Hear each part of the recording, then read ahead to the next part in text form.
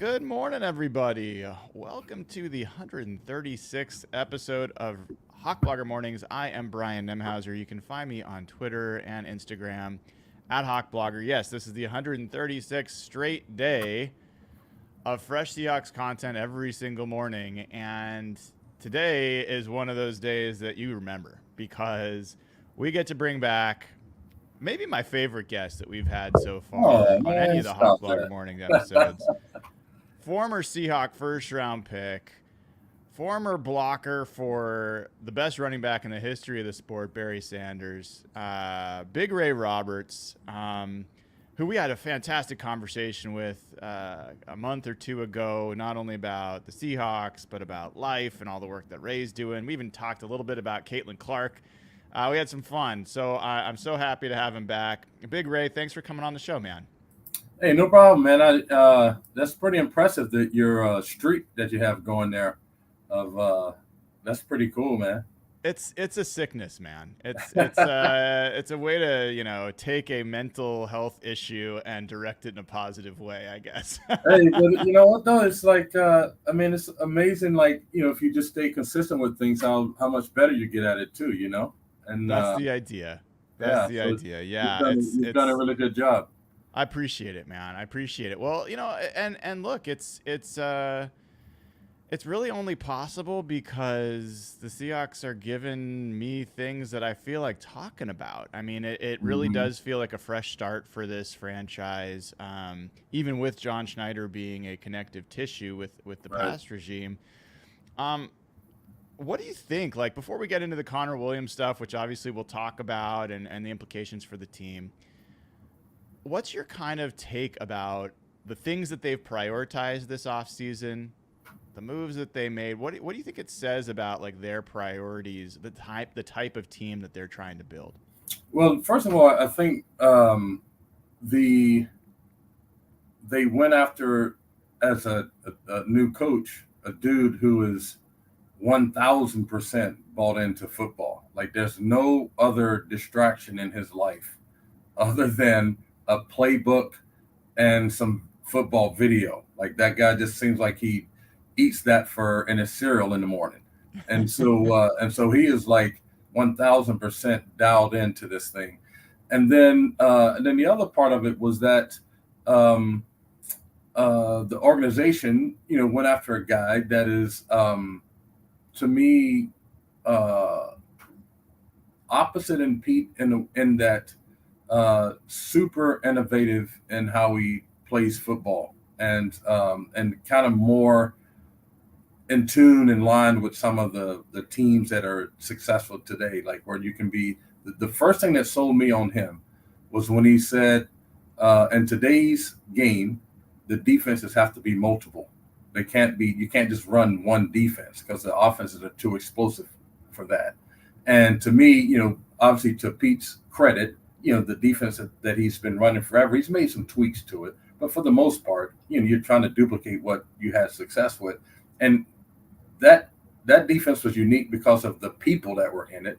Mm-hmm. You know what I'm saying? Mm-hmm. And you just Mm-hmm. can't repeat that. And so so the some of the stubbornness around, holding on to what you know to be true, I think maybe held the team back a little bit. And so with this guy, just super innovative. The way he doesn't want people taking pictures at practice, and he's trying to hide and scheme and do those types of things. And it's not trickeration. It's just more that like this is kind of his approach to it. And so I think that spoke to the organization wanting to take the team to the next level.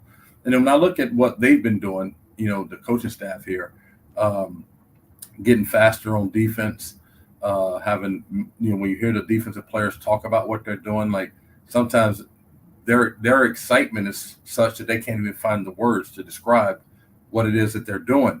But they just know that they like it and how cool it is. And then when you look on offense, I think the offense has kind of moved into the new genre of football. I think I said this the last couple of days that the Seahawks got stuck trying to find the Marshawn Lynch offense, and there's only Mm-hmm. one Marshawn Lynch. I mean, he was as unique to football as as their running game was. So I think they got stuck trying to find that next Marshawn and not really changing their approach to offensive football as it relates to running the football. And so the way that Grubb and Huff have come in, a lot of movement in their run game and in their offense, a lot of eye candy, it's kind of like another version of what I think the 49ers try to do, give you a bunch of different things to look at, but could be running some of the most basic plays once the ball snaps. But that one hesitation of you going like, man, are they handing it to, are they running the fly sweep, or are they giving it to Christian McCaffrey? You know what I'm saying? And so either one of them can kill you. And so that one little bit of hesitation, and all of a sudden one of the guys is 88 and out the gate. So I think little things like that are kind of where they kind of move to. And there's just some, not that Pete, I'm not saying that Pete's staff didn't have this, but they have some just real true football dudes coaching. Like they like teaching football, they like talking football, they like living, breathing, eating, drinking football. And it shows in how they go about practice, all the teaching that's going on, all the little details, all those different things are just stuff that we haven't normally seen with the Seahawks. You're one of the first people I heard talk about that. You specifically talked about Scott Huff and the work he was doing on hand placement with the offensive linemen. And so when I first got to training camp and was able to get my eyes on it, I watched that. I've been watching Justin Hines on the defensive line and Add and Dirty. Similar kind of things, Ray, where, I'm seeing them work on, different rush moves where they're pushing an offensive lineman, pushing one shoulder until they can get him to turn, and then releasing and batting down around. I'm seeing them do counters off of that, and they're not doing this in a rush. It's not like there's a lot of times I felt like when I watched Pete's practices, again, this isn't a criticism of Pete, it's just a difference. Yeah. I felt like they were like really just moving between things, and they were just kind of going through the motions at times. I see it time and again, Add and Dirty, Mike McDonald, whoever, they'll stop. Yeah. Do it again. I saw Leonard Williams go through a rep of like feet through the little ladders. Yeah. Footwork, and then they were supposed to do a move at the end. He didn't like the way he did it. He says, I want to do it again. He went to the back of the line. Right. He's a $21.5 million a year player. Yeah. I think that matters, right? Yeah. Like that you see guys like that doing it. You see coaches taking time.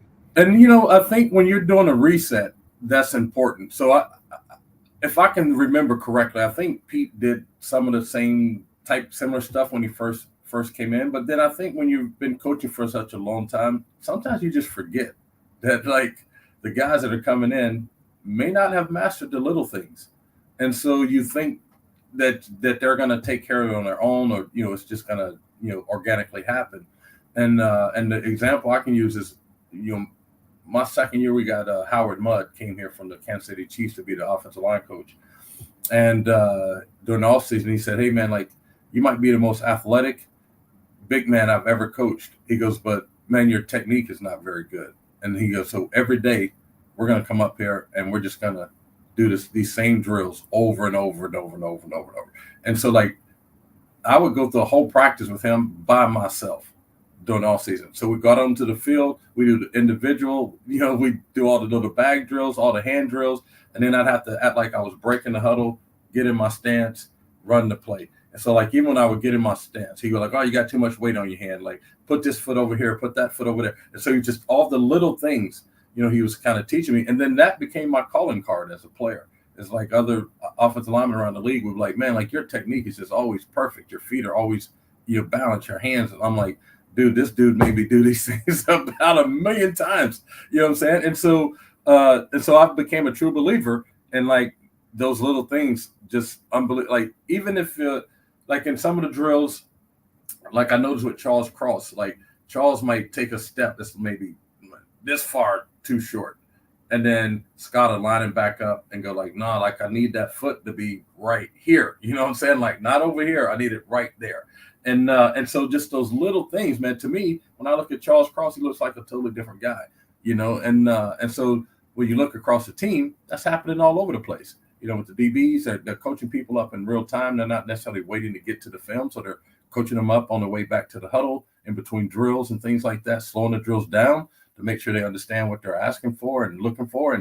And to me, when you're trying to do a refresh, that's important because that's another way to get buy-in from the team. And you can see the energy with the team, and the players are excited about what they're doing. No one's complaining and bitching or whatever. Seems like everyone really likes what's the culture that's been built and the approach that's happening. And if you have that with a pretty good roster, man, you have a chance to be better than what a lot of people think. Well, it sounds like Howard Mudd was like your Mr. Miyagi, man. Yes. Like, did he have you wash any of his cars or anything?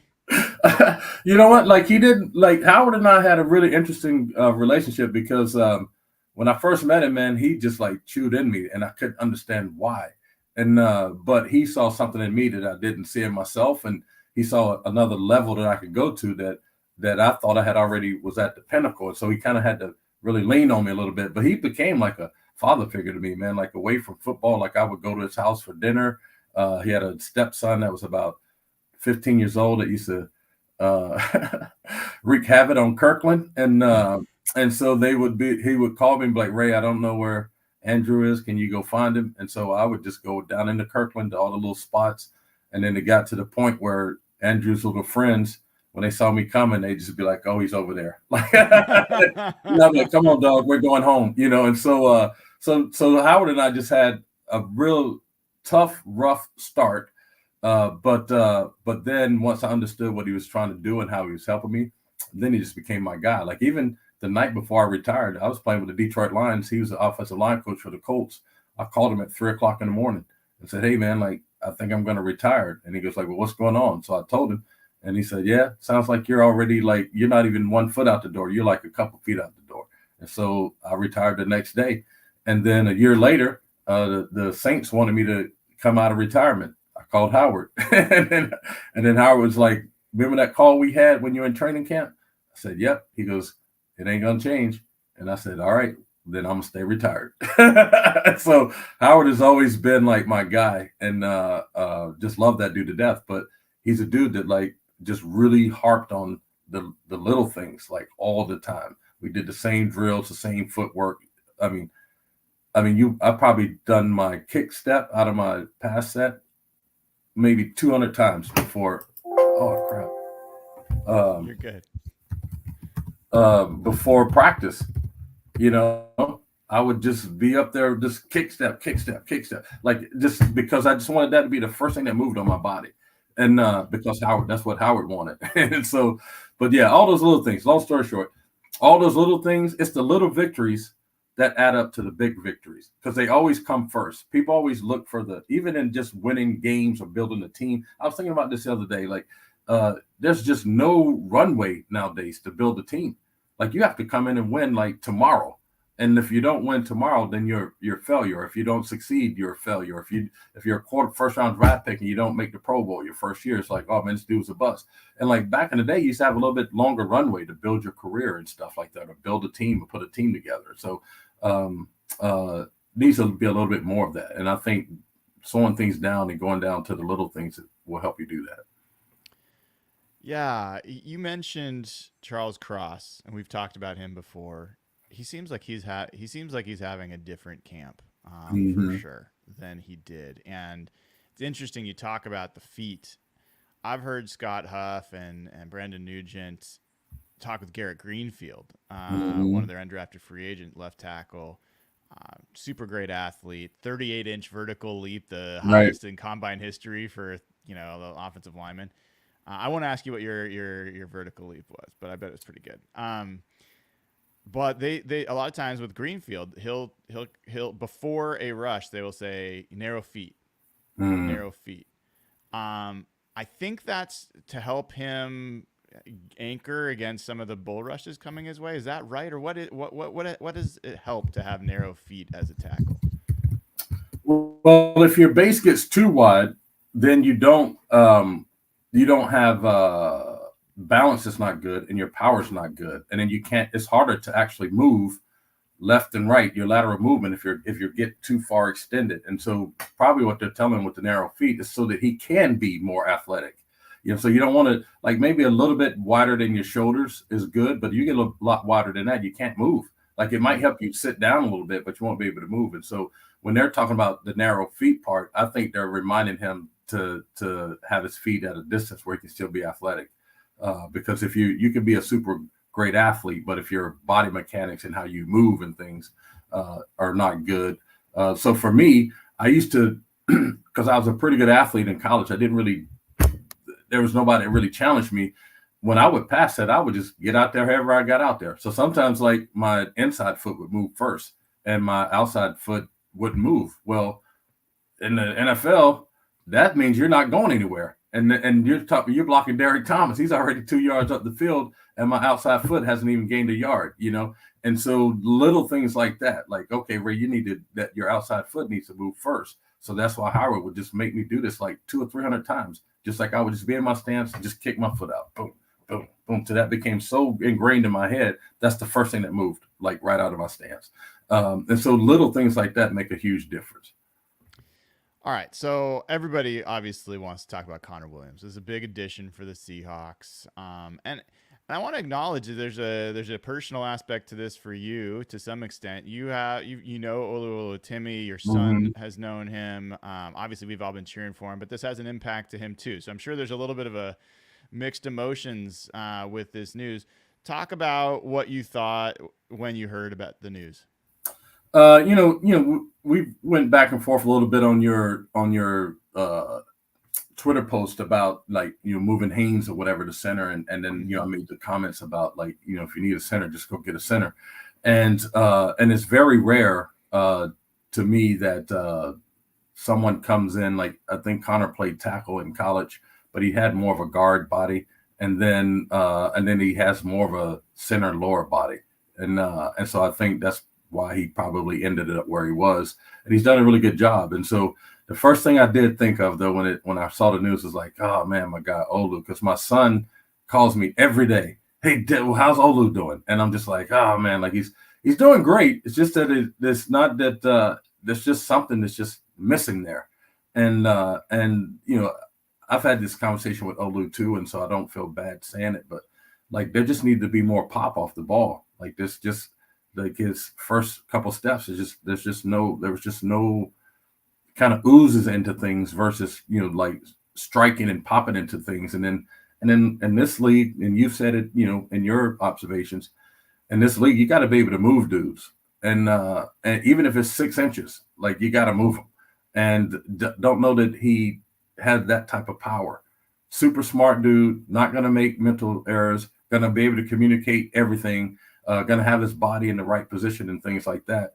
But that other element of being able to move another 300-pound guy was something that he struggled with. And as much as I wanted him to be the guy, and maybe he still will be, that was something I always talked to him about, was like, hey man, that first step or couple steps, man, you got to you can't. In college, I think we said this before, in college, when you're like a top offensive lineman, you get your hands on most guys, if they're not other elite players, they tend to just be like, oh man, this dude is like the best center in the country. He got me. Like, I'm just going to stop, and you just win the battle. But in the league, shoot, all these dudes were dogs, man. There ain't nobody gonna stand still and let you just stand there and hold them. And so you're standing at the line of scrimmage, they just get off you and make the tackle. So you have to be able to displace people. And even if, like I said, you don't have to drive them 50 yards down the field, but you got to move them off the line in a way that you create lanes and you distort the defense so that the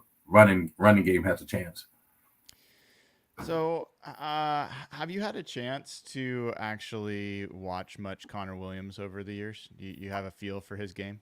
Well, not over the years. I do remember him coming out in the draft, and then I just kind of lost track of him. But since all this conversation has started, I did go back and watch like a couple of his games and some of the highlight stuff, and reviewed his college scouting report and things like that.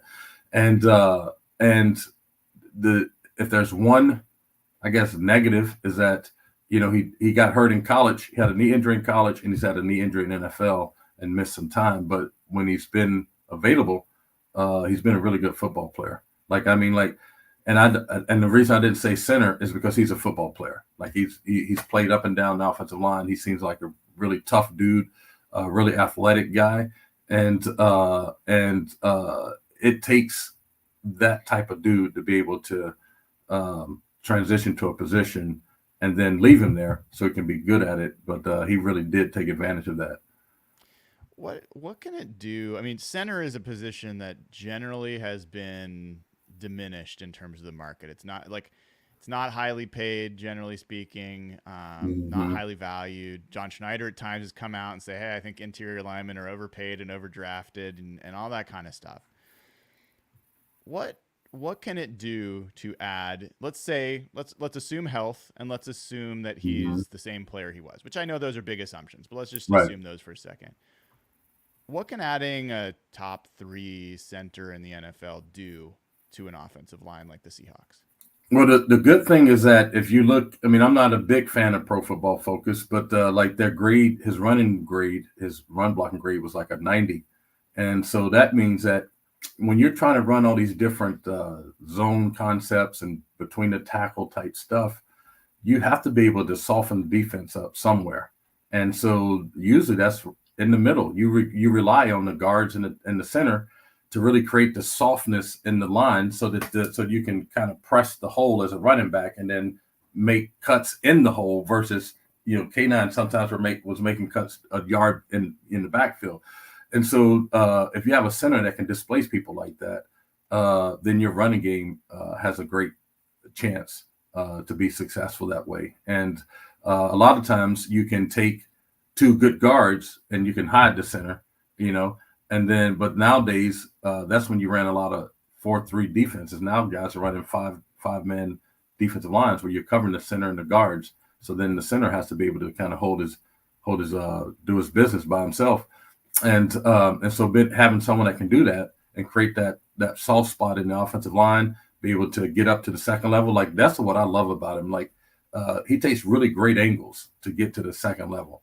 And so if the ball's running to the left, a lot of times the guys will try to block a middle linebacker and they're going to where he is versus where he's going to be. And he does a good job of taking the angle where the guy's going to be. And then the other thing I remember I did a coaching internship with the Indianapolis Colts with Howard Mudd. And we're scouting the offensive lines. And this is one player they really liked. And there's a different player that I liked. And they were like, okay, you got to tell us then, why do you like this one player over the other? I said, well, the dude I like once he latches onto you, he's not coming off. He's going to block he's going to maintain contact to the whistle blows. The guys you like is on the ground a lot. You can't block dudes on the ground. Like you can't hit him hard and then fall to the ground and be like, hey, that was a great block. I'm like, that dude is on the ground a lot. So you guys can draft him, but I'm just telling you, like, he ain't going to be the dude that you think he is because he takes 2 steps, he's on the ground. So they ended up drafting both of those dudes. And the dude that could stay connected is the one that ended up playing. And so that's a big deal. And he's able to stay connected a lot throughout his, even in his pass blocking, when he's sliding over like a man and a half to take on the backside defensive tackle or something. And he's able to hand fight and stay in front of him. And his athleticism allows him to stay connected. That's a big part of playing offensive line. You can't block a dude if you can't stay connected to him. And he does a good job of doing that. What does it mean for a center to be a great run blocker? Like you kind of went into it a little bit, but Yeah. I get the impression that for Miami, they had him pulling a lot. He was Mm-hmm. downfield a lot, targeting maybe a little bit past. Like what makes a center a special run blocker? Well, it depends on like what type of run system you like. So like if you are like your center to be mobile, like you think of a guy like Kevin Mawai back in the day. Kevin Mawai was like one of the early centers that could snap the ball and then pull around the outside or outside the guard, or outside the tackle and lead the running back on a sweep. It takes a lot of quickness and athleticism to do that. And Kevin was great at that. And so if those are the types of runs that you're trying to do, you got to have guys that can do that. And he seems like a guy that can do that. And then if you're going to run a power running game, if you run it between the tackles a lot and you're running traps and counters and inside zone, things like that, then you need a guy that can, when he's covered, if it's a 3-man front, bare front where you got 3 down linemen in the middle and 2 outside linebackers, then you're blocking by yourself. You got to be able to handle that. You have to be able to at least not get pushed back into the backfield. And a lot of centers do, like they get pushed back into the backfield, so that makes the running back have to bow out a little bit. And that little bow out, it might be like 1 yard that you're bowing out. That equals time for the defense to gather to where you're going. And so he's able to, to stop penetration that way early. And then, like I said, this dude just slides up to the second level real easily. Like he takes great angles. He's able to latch on to linebackers. If you can catch on to the middle linebacker, then you're just eating up a whole 4 or 5 yards of the middle of the defense. Where if you can get through the line of scrimmage, then you have there's a lot of hay to bail in those spaces. And so I think it kind of, to me, if you want to have a good running game, the center has to be an anchor of that. And I don't know, we've had that the last few years, and with him they have a chance. All right, Ray, I could keep you all day, to be honest. There's so much I want to ask you about. I got a couple more questions, then I'll let you get on with your day. Mike Jarrell's a guy that you and I've talked about a little bit. I admit I'm biased. I kind of like Mike, and I also I've liked what I've seen from him, and I think the coaches seem to be talking a lot to him and being happy with him. I know you had some questions about his stiffness.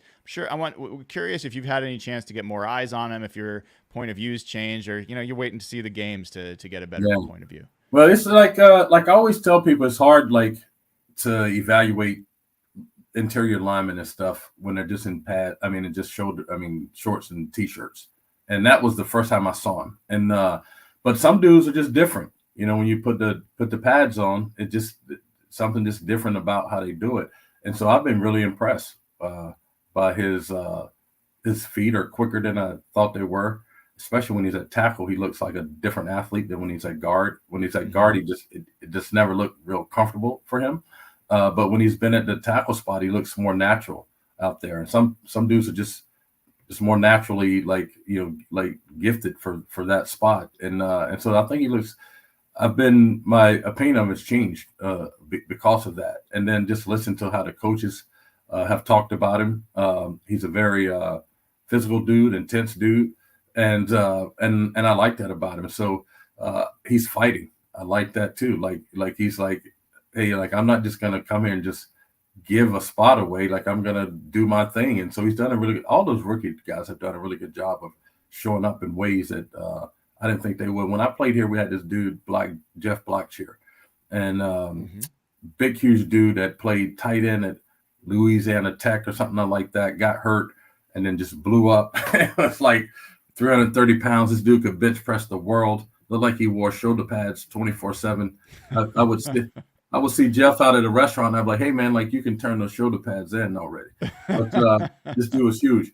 And Jeff, when they moved into guard, I remember Tom Flores, I went and met with the staff and like, hey, man, like you got to make sure in practice that, you're helping him with this and helping him with that. And I'm like, have you guys seen this guy play in the game? And they're like, yeah. I'm like, it's not about what he does in practice. It's what he does in the games. He gets it right every time in the games, and he kills people in the game. He might look like trash in practice, but when he gets to the game, it's just a different thing. Like he grades out high, he crushes people. He's like a real dominant dude. Like I'm not telling him anything. I'm just going to let him do what he does. And so some players are just that way. And so Jarrell seems like, to me, he's not a short and t-shirt dude. He's a helmet and shoulder pads type of guy, and so the best of him comes out then. So I've been impressed by that. Have there been any other players, whether it's on the offensive line, defense, any side of the ball that caught your attention since you've watched a little bit more of the Seahawks? Well, I mean, it's nothing new, but I just sometimes people will like make you believe in something. And then you want to follow up to make sure that, like, is this really what this person is, or was that just like a fluke? And to me, that's Ben Witherspoon. Like this dude came into the locker room as I always want to say true freshman, as a rookie, and just has always been himself. The way he dances around, like his antics and things like that, the energy that he brings, the plays that he makes. And this dude just impresses me more and more. Like you think like, man, he's a great outside cover guy. Well, he can cover the nickel and he can cover the slot too. Oh, well, he can blitz the quarterback and he can make tackles. He's a big hitter. He's a little dude. Like so sometimes you just go like, am what I'm saying, is it real? or is it just kind of make believe? And this dude is the real deal, Holyfield, because I purposely wanted to. I don't tend to watch the little dudes, but this I'm always around the interior dudes. But I was like, I'm gonna watch this guy because like I don't want to see if this is real, and it's been real, and his ability is just like almost endless. Like I mean, like where can he not play?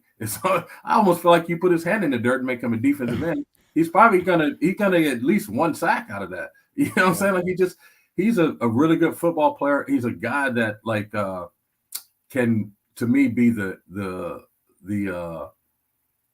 what you look to, like as on that defense. They're looking to that guy for energy, for leadership, for playmaking, all those kinds of things. That's a lot to carry, and he's showing up, going like, yeah. Bring it on. Give me all that. Put all that on my back. I got it. I can handle it. And that's pretty awesome as a young dude. Yeah. There's one other guy I was going to ask you about, which when I'm talking the offensive line, I literally just talked to George Fant yesterday. Mm-hmm. They all talk about Byron Murphy, and they all say he's got natural leverage, which in my head, I'm like, he's short. That's what I hear them telling. He's short. Yeah. But the more I hear it, the more it's not just code. They're talking about that he is hard to move. Mm-hmm. He's hard to move off the spot. Like they keep bringing him up. Yeah. What do you think that's about? Like what is that? What's the implication of that for an offensive lineman when a defensive player has that like natural leverage? What does that mean? Yeah. So to me, when I think about that, I think about a guy like John Randall that I had to play against. John Randall was undersized dude, like maybe 285 pounds. And he maybe started the season at 295, but through training camp, he'd be about 280. And there's some dudes that have leverage because they're shorter, but it's different when you can like anchor down, like your leverage, your knee bend, like the bend in your ankles, your knees and your hips are always in a power position, like you're about to power clean in the weight room. And some dudes give up their leverage because they extend those angles. So they either stand tall or their ankles are too stiff or their hips are too tight to get into their, to stay in their bend long. And so Byron is able to do that and move at the same time. And like, that's the thing that got, like, there's some dudes that are really good at just holding you up. And then somebody else might make the play, but they're going to hold you up. You're not going anywhere. But Byron's really good at like holding you up and then getting off and going and making the play. So you have to be able to match his strength and his leverage and his effort. And sometimes it's just kind of hard to do it when you're an offensive lineman trying to block a guy where you're fighting, trying to get the leverage, but he's moving the whole time. And so it makes it more difficult. And so, but like Puna Ford was built similar to Byron Murphy. But sometimes when they started lining Puna up over the nose and stuff, when they're trying to do that, he gave his leverage up because he stand too tall. He'd extend his body and give up those angles in his knees and his hips and his ankles. And so then he get pushed down the field. And Byron does a good job of holding his water in one spot. And then at the same time, not standing there and just, playing tag with his, hey, you're it. He's like, no, the ball's going over there. I'm headed that way. So he does a really good job of fighting through all that. All right, we got a super chat here I wanted to get to from Isaac. Says, grateful for the community this show provides and extremely grateful for Big Ray's Garage Grind tackling the issue of mental health. I needed to hear what you were talking about with Derek Crane. Can you share a little bit about what that conversation was about and what you're talking about on Big Ray's Garage Grind? Yeah, so Derek Crane is the co-founder with his wife of the Mindful Therapy Group, which is they're the title sponsor of the podcast. And Mindful Therapy Group is I won't say a collaboration or they represent probably about 1,700 therapists around the country. And they have physical buildings here in Washington, I think 2 in Oregon, 1 in Denver, and 1 in Tempe, Arizona. And so Derek has an unbelievable story. Like, I met this dude, just trying to figure out how I wanted to do this podcast. And he seemed like he was pretty reserved dude, just kind of checking me out. And I'm thinking like, yeah, this dude doesn't think I'm real about this stuff. He's kind of like, and then we went out for a couple beers and then we just hit it off. And this dude like grew up in, South Central LA, single mom. I think his mom was like 16 years old when he was born. They moved all over the place. He's been through a whole lot of stuff, had to go back to high school to get his GED, ended up going to college and becoming a therapist. And then from that, he's built this amazing organization, a mindful therapy group. So we were talking about his journey, talking about, where does he see mental health going in sports, and then just the new renewed or new focus on mental health to normalize it. We talked a little bit about that kind of stuff, about the power of like finding the right therapist. Sometimes, you may have to go through a couple, 3 of them to find your person. And that's important to do because that's a big part of therapy. So we just talked a lot about that kind of stuff. And Derek's my guy, man. Like honestly, like he might be one of my best friends. And I probably just met him about this time last year when they came to us and said, hey, they want to be the title sponsor of the podcast. And so I've done a bunch of different things with them, outside of the work. And it was just really cool to bring him on. They won I think it was Ernst & Young does regional entrepreneurs of the year. And he and his wife won it this past year for what they call the Mountain West region, which is pretty much the Pacific Northwest. They won the entrepreneur of the year from Ernst & Young, which is a big deal. And so they're just really cool people, man, doing some really cool stuff.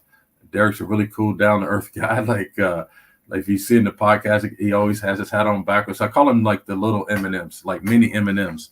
Like it's like I think he would love to. He's a big hip hop enthusiast. He's always sending me different songs, and I send him.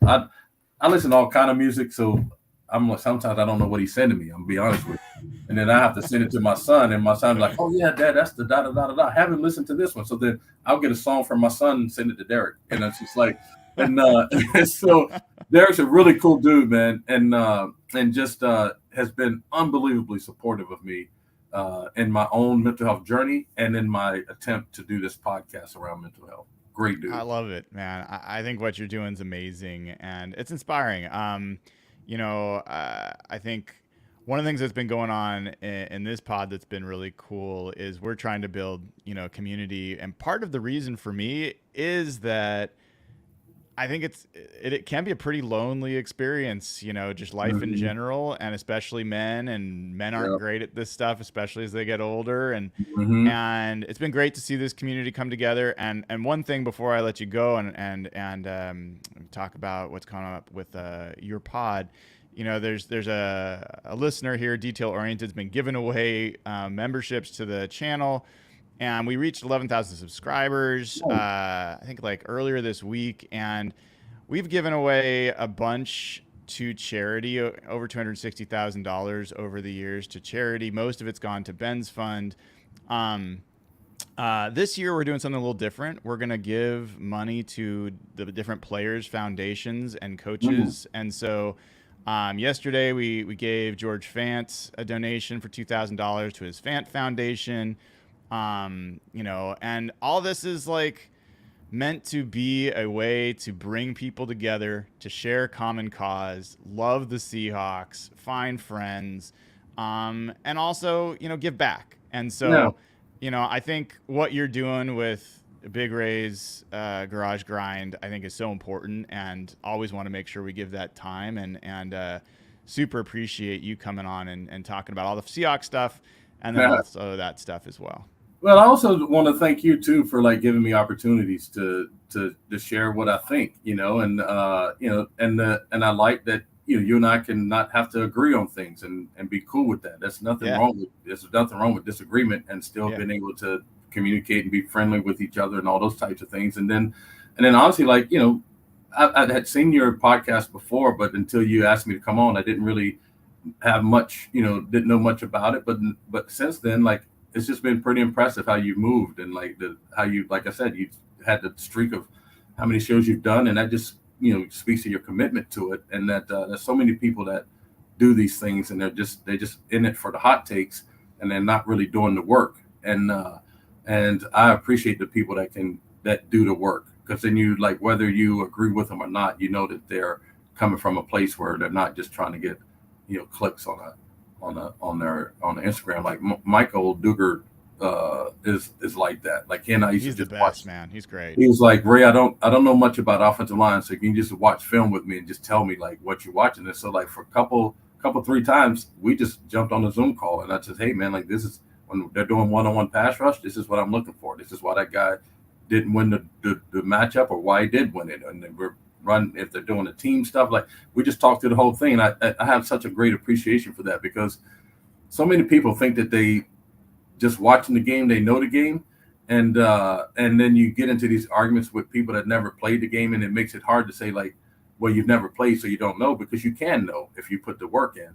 And but when the people don't put the work in and they just mouth off, it kind of frustrates you a little bit, because it minimizes what you're, this thing that you're one of the best in the world at.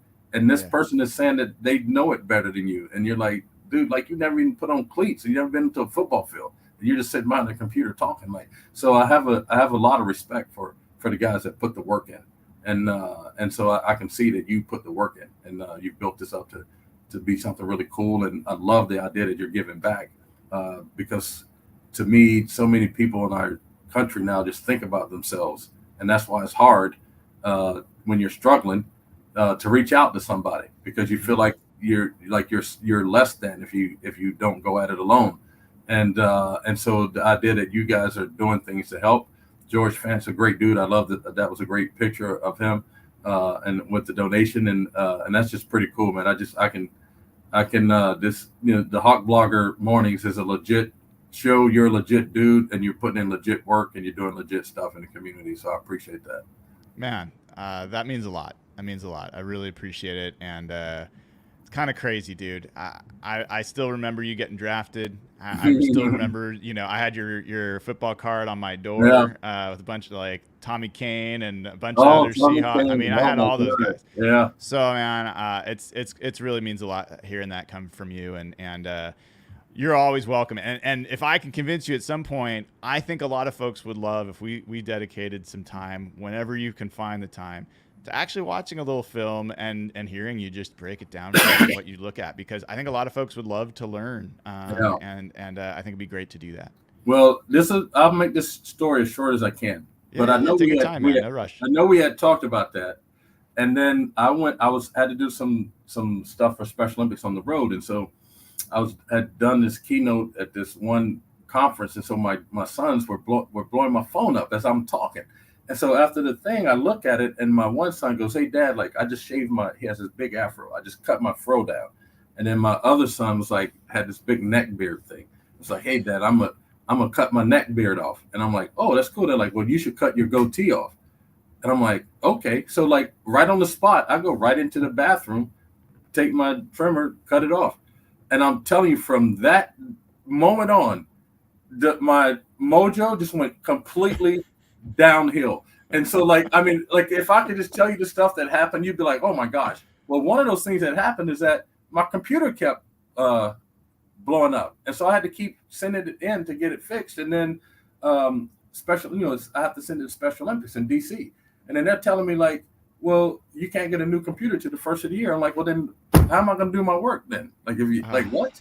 And so then they send me a computer. I open it up. As soon as I open it up, it freezes up, not working. So I had to send that one back. They send me another one, and the same thing happened. So I'm just like, I don't know what you guys are doing, but like for about 3 weeks, I didn't have a computer to work on, and so I just couldn't do even Zoom calls for the Special because I didn't have anything that worked. So finally, this week, I just got a new computer, and so now I'm back on. So yeah, I would be more open to doing that. And then, like I said, man, like I enjoy coming on the show. So like anytime you want to, catch 30 minutes, just do like you did. Just reach out and say, hey, man, let's do this thing for 30 minutes or whatever. I'm down. That'd be great, man. Yeah. I know everyone's loving it. Everyone in chat's freaking out. And so really, really appreciate your time. Ray, hopefully I'll see you around practice here down the road. And until then, have a great. Oh, what's coming up on Big Ray's Garage Grind? Anything else coming up? Yeah, so like as we move into the season, we start to roll up some of the current players to try to do some interviews. So we have like a roster of guys that we're going to try to get on. And my, I told NASA my first dude I want to get on is Charles Cross, because I know that he's done some work with in the mental health space when he does my cleats. I think it was a mental health thing that he was sponsoring. So I want to get one of the big dudes up on here. So that's my goal for the next one. If not, I try to find some current events and things and talk about that. If you look at the Olympics, Simone Biles overcoming her mental health issues in the last Olympics to come back to this one and just be dominant. And then Noah Lyles, talked about like he suffers from anxiety and depression and things like that, and been able to overcome it and be the world's fastest man and probably going to get another gold medal in the 200. So I try to keep things current like that. So I'll do some investigating into those two individuals, and if we can't get Charles Cross on the next one, I'll be around those two individuals' approach to mental health. Love it, man. Love it, man. Everyone, if you're not checking it out, you absolutely should. Ray Roberts doing amazing work over there and always an amazing guest. So, Ray, thank you so much for taking some time out of your morning to come on. Yeah, thanks for having me, man. Get me up and early and get me moving, and got my camera working and everything. I'm looking good, smiling. You're good. looking great, man. I'm glad the goatee's back. Well, anytime, like I said, man, you got my contact information and stuff, man. If we can chop it up, or watch some film, or do some review of the game before and preview the game coming up, like any of that kind of stuff, just let me know. That sounds great, man. I can't wait. It's gonna be great. All right. Well, that is Ray Roberts. Thank you. One of the best, man, and my favorite guest, to be honest. I mean, I've talked to a lot of people now for the last 136 days. And what comes through with Ray is, I mean, he's just such a genuine guy. Like he knows who he is. He's been through a journey to get through who he is. And he's had an amazing journey that he shares with people. He's opened up about his childhood. He's opened up about, what football meant to him. He's opened up about the journey he went through in the NFL. And this is a guy that, again, like, top 10 pick in the NFL, blocked for Barry Sanders, has been at the top of his profession. And he had to work hard for it. And he had a lot that he was going through along the way. And so, he's a guy that I think a lot of people just talk to him about offensive line. And I get it. I always want to hear what he has to say about the offensive line. But Ray's got so much more to offer than that. Like, he sees, like, a lot of times people focus so much on the football that they forget that it's a person playing the sport. And I think Ray sees the people and not just the position and not just the athlete. And I'm telling you, folks, if you want to get really good at anticipating who's going to be a great player, it's not just what they're doing technically. It's not just what they're doing physically. It is who they are. How do they interact with their teammates? How do they interact with coaches? How consistent are they with what they're doing? How much work are they putting in? What comes easily to them? What are they having to work for? Ray's a guy that I think pays attention to all of those things. And I think it makes him a worthwhile person to talk to about much more than just the offensive line. So absolutely love having him on, and, can't wait to have him on again. We are not done, folks. This is not going to be one of those short conversations or short episodes. We are going to invite Sam Monson from PFF on as well. So we're going to get a double dip of guests, and Sam will probably be on around 9 o'clock. May join earlier, but probably around 9 o'clock. And we will get more into Connor Williams from there. But, you heard a lot. I mean, there's a lot there from Ray. Sorry, I'm looking at some news coming in potentially around Brandon Aiyuk. Don't know how credible it is. Someone's reporting that the Niners will get a first-round pick from the Steelers in the Aiyuk deal if they do it. We'll see. I think I'm not going to switch topics. I will say the Steelers are going to have to give up a first-round pick. Like other teams were giving up second-round picks, the Steelers' pick is likely towards the back. So I think it seems obvious the Steelers have to give up first. But in any event, we want to keep focused on Connor Williams. And in order to do that, we're bringing on One of the other great guests that we've had on this show before, someone who knows a lot about the offensive line play in the NFL and a lot about why Connor Williams has ranked as highly as he has as a center in PFF. Folks, let's bring on Sam Monson of PFF back to the show. One of the best guests we've had, gives us insight that is not going to be Seahawks biased. It is going to be absolutely objective based off of looking at all the players in the NFL, all the different grades. Sam, man, it is so great to have you back on. Thanks for joining. Yeah, no problem. Thanks for having me back. Yeah, well, you know, Sam, when we last talked, it was before the draft, and you've been very clear, like, hey, the Seahawks have a big gap on the interior offensive line. They got to go interior offensive line with that first pick. They ended up going Byron Murphy. They get Christian Haynes in the third. But there still was question marks. That center position, Oluwatimi, you know, there was questions of him coming out and being the starter, and Evan Harris. Talk to us a little bit about what you think of this Connor Williams deal, what your first thoughts were when you heard the Seahawks were bringing him aboard. Yeah, I really like the deal. And this kind of shows you, you know, sometimes I think we get laser focus on the next thing coming along, and you almost lose sight of the big picture that is potentially still out there, and, you know, what you can do elsewhere. And presumably you would assume NFL teams are better positioned than we are to know, you know, okay, not only is Connor Williams out there as a free agent and we could bring him in, but they're in contact with his agent and they know, you know, is he close to signing with somebody else? Is he legitimately an option? Those kinds of things. Whereas to us, those are kind of theoretical constructs that could disappear at any time, right? If Connor Williams suddenly signs with somebody else, that's off the table. So I think you have to give the Seahawks credit for the way they've handled this interior sort of area, the three positions total across the offseason. I would have said, look, that's such a glaring need.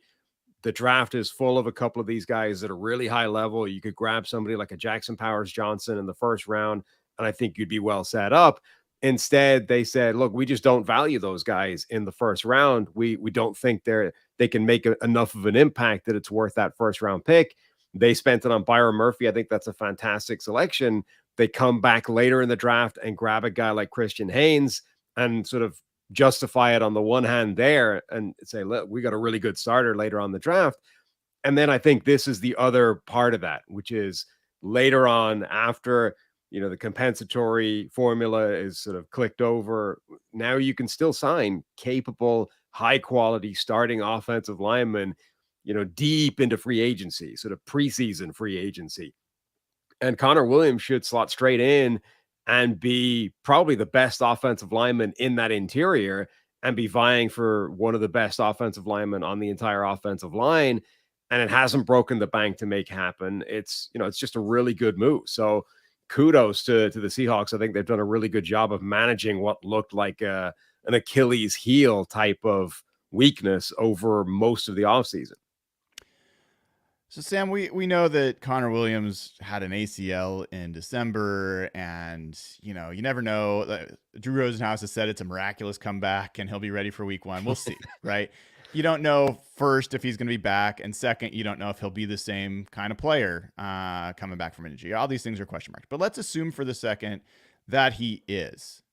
He's available, and he's roughly the same player he was last year. Can you talk a little bit about, I mean, he was the second graded, highest graded center by PFF last year behind Frank Ragnow. He was the second graded offensive lineman at any position as a run blocker. Had a 90.5 grade there. Can you talk about what kind of player Connor Williams was or had? Yeah, Williams is a fascinating player because he was a college left tackle at Texas. Like, he played multiple years starting left tackle for the Longhorns. High draft pick because of that. And immediately was sort of projected inside to guard by a lot of teams. I don't think all of them. I think some teams might have kept him a tackle, but moves into guard at the next level. And because it was Dallas, you know, the Cowboys had that run of insane, not just first round picks, but like crazy, Tyron Smith, arguably the best left tackle in the NFL for a stretch. Zach Martin, arguably the best guard in the NFL for his stretch. Travis Frederick was the best center in the NFL for a run. So you have this kind of run of like every time they spend a high draft pick, they get the best player in the NFL at that spot. Connor Williams comes in. Now he's playing guard and he's okay. He's not great. He's not terrible. But comparison to the other guys, that seemed like a disaster. It's like, oh, we've wasted this first round pick on a guy who's just an okay starting offensive lineman in the NFL. And eventually he ends up getting moved all the way into center.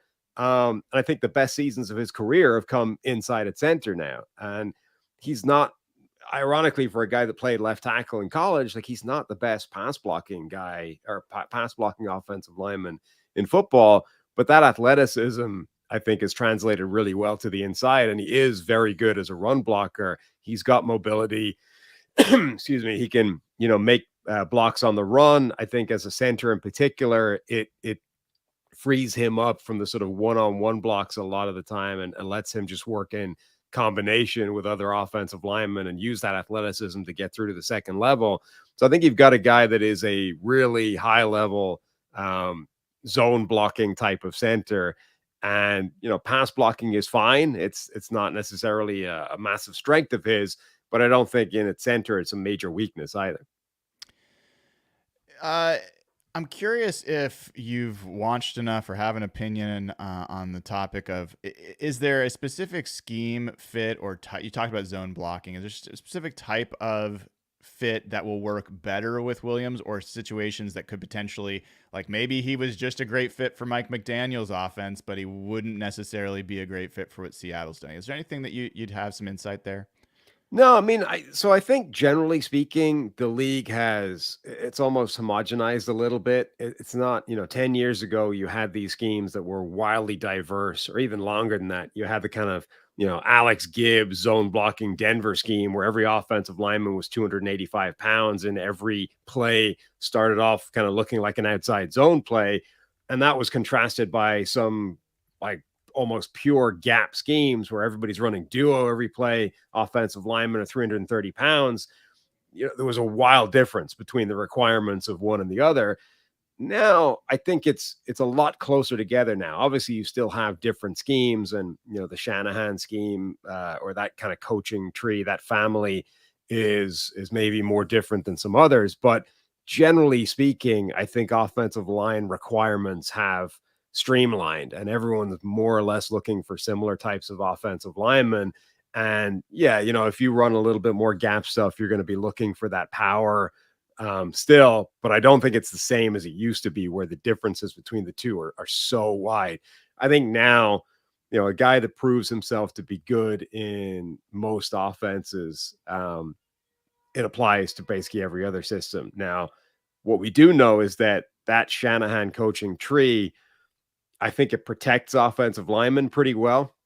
And I think we've seen down the years, in fact, not even just last year, the three NFL leaders in yards per attempt were Brock Purdy, CJ Stroud, and Tua Tagovailoa, all essentially from those Shanahan coaching trees.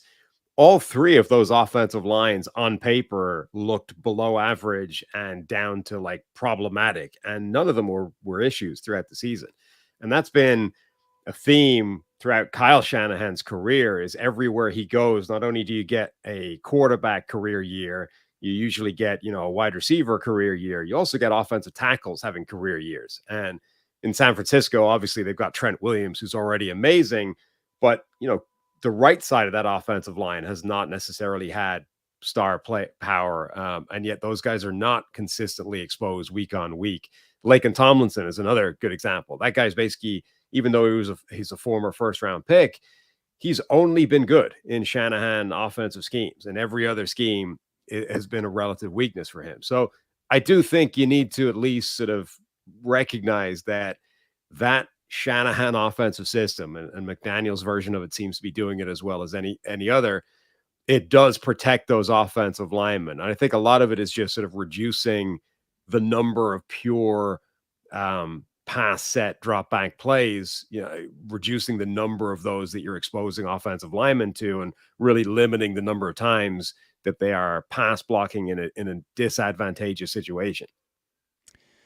I mentioned before that Connor Williams had a 90.5 run block grade last year. Can you talk a little bit, take us a little bit behind the scenes of what is it? What does that mean? Like, what does he have to have done to achieve that kind of grade?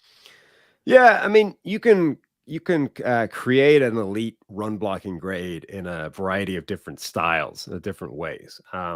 You can either be a guy that never loses, and you just don't give up any negative plays, and it's all just small positives here or there. Evan Mathis back in the day for the Eagles and the Bengals was like the poster child for that. Mathis just didn't lose. Now he didn't dominate the way some other offensive linemen do, but he just didn't ever rack up negative grades. Or you can be the other type where you are crushing people, and maybe you lose every now and again, but the crushing blocks, those incredible dominant positives, are enough that it offsets all that and you get the 90 plus grade. I think Williams is more on the Evan Mathis side of that spectrum. He's sort of consistently positive, just executing his job, getting in the right place at the right time, not necessarily burying people, but just maneuvering his guy, away from the point of attack, sealing off that run lane and giving his back a place to go. And when you are dealing with, fast, explosive running backs like Miami did, it's going to be particularly obvious because that's where the point of attack is. And you're going to see Williams' block kind of get executed every time. Well, it's very easy to track and sort of see the impact that he's having. Is there another center? You just mentioned Evan Mathis. I'm curious if there's any other current centers in the league that you think are similar to Connor Williams, or is he kind of stand on his own? I mean, I think there are a few that are in that kind of mold. He's Tyler Linderbaum from the Ravens, I think, is a kind of similar center as well. Linderbaum is still, his career is still progressing. I don't think we've seen like his final form yet. He might evolve into an even higher Pokemon card of Tyler Linderbaum. But I think stylistically they're kind of similar in terms of very good athleticism in the run game, incredibly strong as run blockers, rack up a lot of positives. If they have a weaker part of their game, it's in pass protection. What do you think the addition of Connor Williams can mean to a guy like Kenneth Walker? Yeah, I mean, it's huge. Like we just said, Miami's run game is a good example of that. Walker's a different style of running back, I think, than any of the backs that Miami had. But when you have a center capable of not just opening up lanes at the line of scrimmage, but climbing to the second level, getting hands on linebackers, disrupting the second level as well, that's going to give somebody like Kenneth Walker places to go with the football, and Zach Charbonnet as well. I think it can definitely really improve the space that those guys have to work with. And, as much as talented running backs are great, they are still a huge product of what's in front of them in terms of blocking. I think PFF rightly has been pretty down on the Seahawks offensive line, as have, to be honest, most Seahawks fans for the last decade. Down there 30th, 31st, 32nd out of 32 teams. What can a good center do to how high can this offensive line go with the addition of someone that, like, to your point, could wind up being the best player on that line? I think there's some belief right now that Charles Cross has made a pretty big jump from year 2 to year 3 with the camp that he's had so far under the tutelage of Scott Huff. How much can this team, can this offensive line improve adding a quality center? Yeah, I mean, we talk all the time at PFF about the goal. I think if you have a bad offensive line, is not to get yourself into the top 10, the top 5. It's just get back toward average, right? Just don't have a liability anymore in front of the quarterback, in front of the running back. And so that creep toward average mantra, I think, is what you're aiming at here. And it's more, the totality of what they've done. So Charles Cross, I think people are right, even just based on his tape last season. I think Cross is definitely heading in the right direction and could be a very good left tackle. Lucas, is dealing with injuries, and if he can stay healthy, maybe he's a good spot at right tackle. Connor Williams should be a very good player at center. And then if Christian Haynes gets on the field sooner rather than later, he was a guy a lot of people loved in the draft as well, and could potentially get 4 out of your 5 spots on that offensive line in, average to good shape, at which point, even if the last spot the Laken Tomlinson guard spot, even if that is a problem outside of a Shanahan system, you can get by with one weakness in your offensive line. You have problems when it's more than one. One weakness is okay. We can patch that up. So, I think this offensive line should be looking at getting somewhere in the middle of the pack, league average, non-problematic, and then where those various guys fall on those range of outcomes, right? If Lucas does take a step better, or if he's just the rookie year of Abe Lucas was the best version of him we're going to see, and actually he was a little bit of sort of fool's gold at that spot. If Williams takes a step back outside of that Miami Shanahan offensive line, if Haynes as a rookie struggles, the sort of range of outcomes of each one of those guys, I think, determines how high in that middle of the pack group they go, or if they take just a small step forward, or if they really do leap and they're actually an above average unit now. But that, I think, is the goal, is to just launch yourself into the middle of the pack and almost have a nondescript offensive line. Like that's almost obviously everyone wants the best offensive line in the NFL, but usually that requires major investment to the point where it might not actually be worth doing, right? Because it's going to cost you major draft picks. It's going to cost you a ton in free agent money, or keeping those guys around with giant contracts to keep your own free agents. And you actually might be better off targeting an offensive line that is just average, that is middle of the pack, nondescript. We don't really notice it week to week, but correspondingly, it doesn't have a lot of expense attached to it. You didn't plug a bunch of first rounders in there. You didn't have to go out there and pay top of the market money to offensive linemen. And there's a few good NFL teams that have, I think, have taken that approach in recent years and have been the better for it. So I think, given the sort of personnel in the Seahawks right now, that looks like the target for them is, let's get this thing into the middle of the pack where we're not talking about the offensive line on a week-to-week basis. Oh, that'd be music to a lot of Seahawks fans' ears. I don't know that mediocrity was ever celebrated so much. But Sam, a couple more questions if you got a few moments. The Seahawks, speaking of mediocre, they've been essentially the mediocre middle for a little while now, and I would venture all the way to say they've kind of been irrelevant. As much as there's a lot of Seahawks fans here, that's just the reality. They've been a 9-win team, somewhat borderline playoff team. What do you think needs to happen?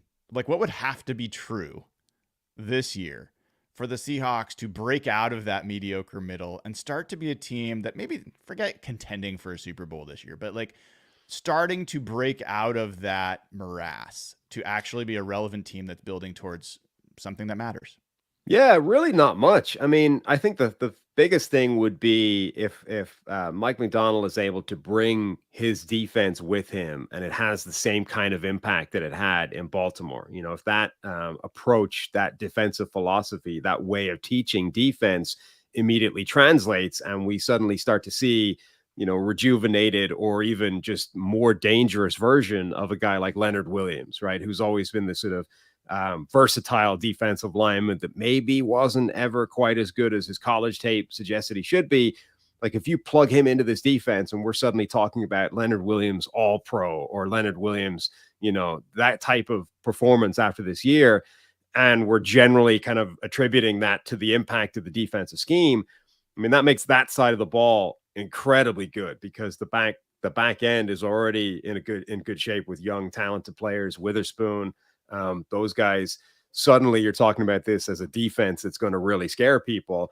And then the biggest thing on the offensive side, everything looked really good except that offensive line. So if that does achieve what we just talked about, get back toward average, get to a state where we're simply not really talking about it on a week-to-week basis, now we're focusing on, the career year that Geno Smith is having again. All those weapons that they have that are pretty much as good as anybody in the NFL, even if Tyler Lockett is starting to decline a little bit and on the downswing of his career. They can draft another receiver next year, kind of restock that. I mean, they're in good shape on both sides of the ball. When you run through this roster, really, as of before the Connor Williams signing, it was like, okay, this is good. The offensive line is a bit of a worry and could undermine it. But if they're able to fix that, the roster is in really good shape. And it's sort of one of the better groups, 1 to 53, I think, in the NFL by the time we start the season. All right. It's not just the Seahawks in the division. There's a couple other teams, and the news that keeps coming is this Brandon Aiyuk rumor. And let's assume for a second that he does get traded, which is still, I think, a big assumption. If he does move out of the division, what does that do to the 49ers? It's a blow, but it's not a critical one, I don't think. Like, they have such an array of weaponry right now that even before you get to what the fact that they added Ricky Pearsall in the draft, and theoretically that's some kind of insulation against this. Even outside of that, we've seen in the last few years, Deebo Samuel, George Kittle, Brandon Aiyuk, Christian McCaffrey, Kyle Juszczyk. Like, they have so many weapons that it didn't really matter when one of them was missing or one of them misfired, because like George Kittle, I think, could have like a 1,500 yard, 10, 15 touchdown season every year if they treated him the way the Chiefs treat Travis Kelce.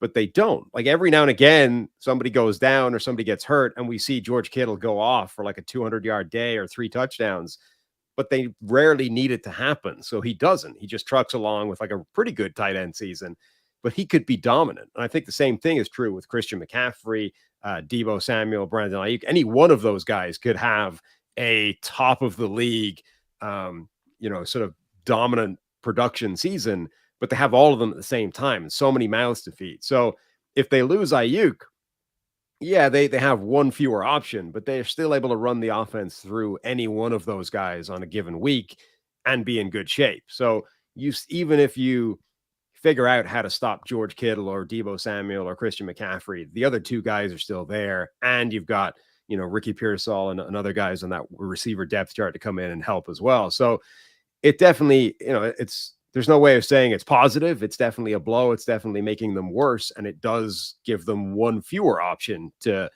take you to attack you with week to week. But they have so many others that I don't think it really drags them down too much. Is it fair to say that they will, regardless, be a great team? Like, that seems unlikely to be false. They have too much talent, too much coaching, too much momentum in how their scheme works, all that stuff. But that they're trying to win a ring, and there is a little bit of a window for when they can get that done, given some of the aging of Trent Williams and George Kittle and some of these other guys, even Deebo Samuel with the way he plays. But even if they're a great team without Aiyuk, does it potentially just mean that their chances of winning that ring are that much less without him there? Yeah, I mean, even without getting into windows, like they haven't done it with Brandon Aiyuk, right? Like, they've been knocking on the door for a few years Right. now with him and haven't been able to get over the line. So when you get to the playoffs and when you get to a Super Bowl, like, we are dealing with the finest of margins here. And I'm busy sort of talking big picture. The 49ers are still fine with that Brandon Aiyuk, right? Because they can still beat most teams. They still have a bunch of ways to win. But against the Chiefs in the Super Bowl is the difference between Brandon Aiyuk and Ricky Pearsall, or Brandon Aiyuk and Amari Cooper if they get him back in a trade, or the next guy up, right? Is that the difference between winning and losing? And it could easily be, right? Like, those are the types of margins you're dealing with in the postseason against the best teams in the NFL. Overall, I don't think it's that much of a blow, but there's no way it isn't making them worse. And that could be significant when you consider that they haven't been good enough to win it so far. They haven't got it won over the last couple of years. So any margin that you're taking away from them is potentially significant. Yeah, I question whether they would have gotten to the Super Bowl last year without Brandon Aiyuk. Right. I think they could have easily lost either of those games to the Packers or the Lions, and Aiyuk played a meaningful role in them coming back and winning those games. Sam, I've kept you for a while. It is fantastic to talk to you. What's coming up on PFF? Anything that folks should check out? Well, we're a day early for big announcements, but tomorrow there will be a significant announcement that I can't put out there yet. So any PFF NFL podcast tomorrow, Thursday, the 8th of August, for exciting times to come. All right. So check out the PFF NFL podcast. I am a listener. I'm a subscriber. And I'm a purchaser of PFF Elite, so I highly recommend folks do that. I think it's a great way to get data. I think that there's a lot of folks that love to talk crap about PFF grades and all this stuff.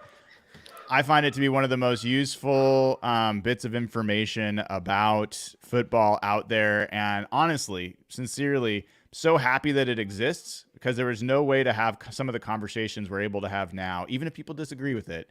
Not to mention the fact that there is empirical data in there that is not a grade that you can't get really anywhere else. So I love the work you guys do over there and really appreciate you coming on the show, Sam. Anytime. Thanks for having me. All right, that was Sam Monson from PFF. Folks, a double dip of guests on episode 136 of Hawk Blogger Mornings. Hopefully you enjoyed all of that. I certainly did, man. I'm pumped. We got so much going on with the Seahawks, so much to talk about.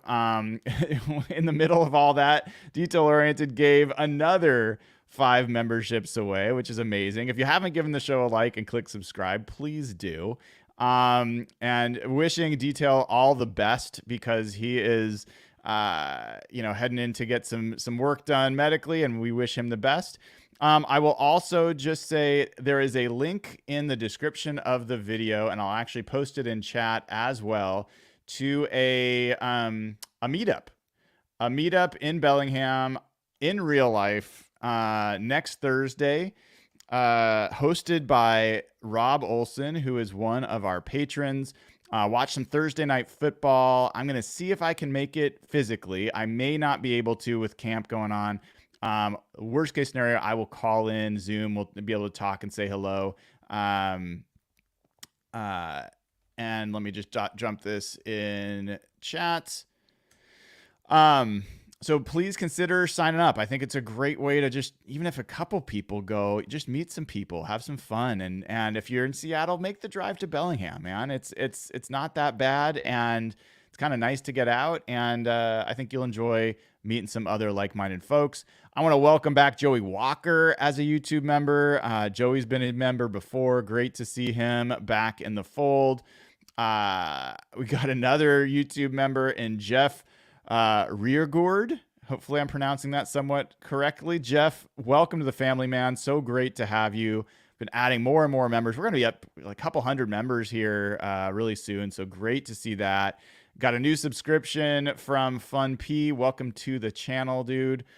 Jayanth Kumar, wonderful super chat here. Really appreciate it. Very generous of you. He says, I'm still 20 minutes behind, but this is easily the far best sports conversation I've heard in a while. I'm a new fan, so it's great to learn about the legends of the sport like Ray. Jayanth, what a nice thing to say. I appreciate you highlighting this with a super chat, and welcome to the crew, dude. I'm really happy to have you here, and glad you enjoyed it. I certainly did. My rule of thumb for the most part is if I'm enjoying myself, probably somebody else out there is as well. Hopefully that's true. And it was just fantastic to get both of those guests on today. We also got a new member, Ed Chan. Ed is a patron. I know that. And it's so great to have him also as a YouTube member, which is cool. He says, I'm an existing Patreon member, but I had to jump on YouTube following Brian's donation to George's charity last night. I love it, man.